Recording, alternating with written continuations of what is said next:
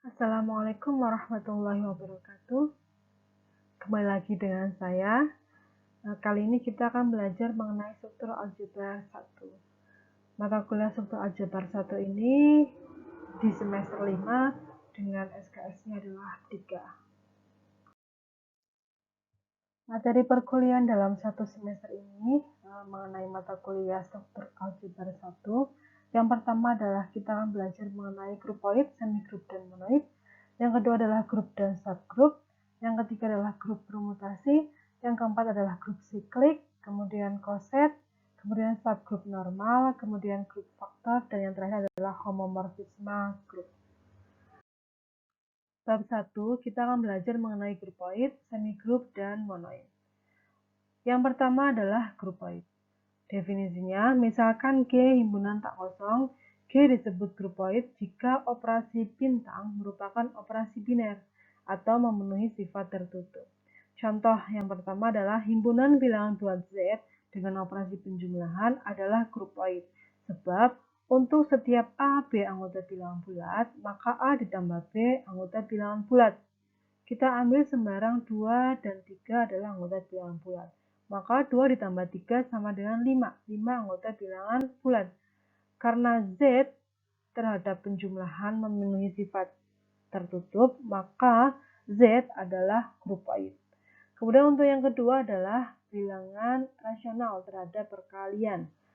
Bilangan rasional terhadap perkalian adalah grupoid. Sebab untuk setiap A, B anggota bilangan rasional, maka A dikalikan B juga anggota rasional. Kita ambil sembarang misalkan 2 sama setengah adalah anggota rasional.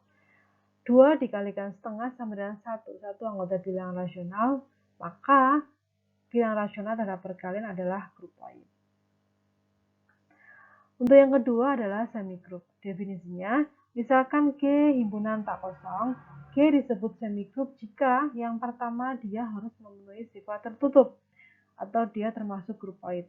Yang kedua adalah dia harus memenuhi sifat asosiatif. Nah, contoh, misalkan himpunan bilangan bulat terhadap penjumlahan merupakan semigrup sebab yang pertama dia memenuhi sifat tertutup atau dia termasuk dalam grupoid. Kemudian yang kedua memenuhi sifat asosiatif. Kita ambil sembarang 2 negatif 4 sama 5 adalah bilangan bulat. 2 ditambah negatif 4 ditambah 5 sama dengan 2 ditambah negatif 4 tambah 5 yaitu 3. Sehingga bilangan bulat terhadap penjumlahan juga asosiatif.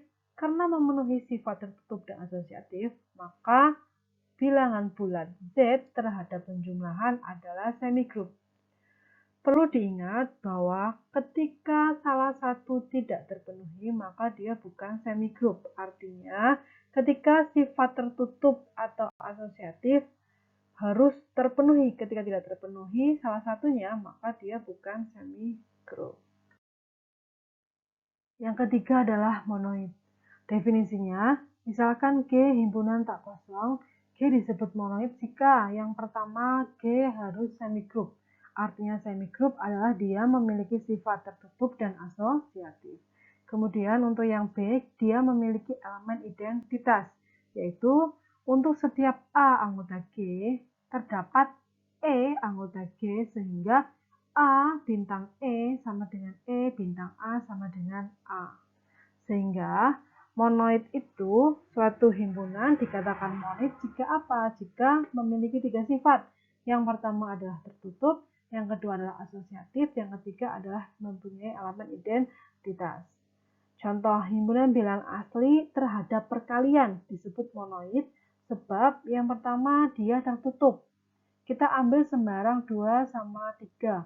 2, 3 anggota bilangan asli. 2 dikalikan 3 sama dengan 6. 6 anggota bilangan asli. Maka tertutup. Kemudian yang kedua adalah asosiatif. Sudah jelas ya.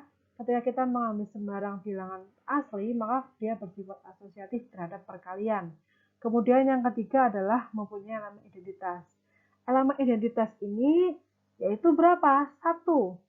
Karena 1 anggota bilangan asli juga. Nah, ternyata kalau kita ambil sembarang bilangan asli lain, misalkan A anggota bilangan asli, A dikalikan 1, 1 kalikan A itu ketemunya adalah bilangan A itu sendiri. Maka dia M ini mempunyai elemen identitas, yaitu 1 terhadap perkalian. Perlu diingat, sama seperti pada semigroup, bahwa sifat monoid, semua sifat monoid, yang pertama tertutup asosiatif mempunyai elemen identitas harus terpenuhi. Ketika salah satu tidak terpenuhi, maka dia bukan termasuk monoid. Selanjutnya, silakan dari teman-teman semua untuk mengerjakan latihan soal ini untuk lebih memahami lagi materi tentang grupoid, semigroup, dan monoid.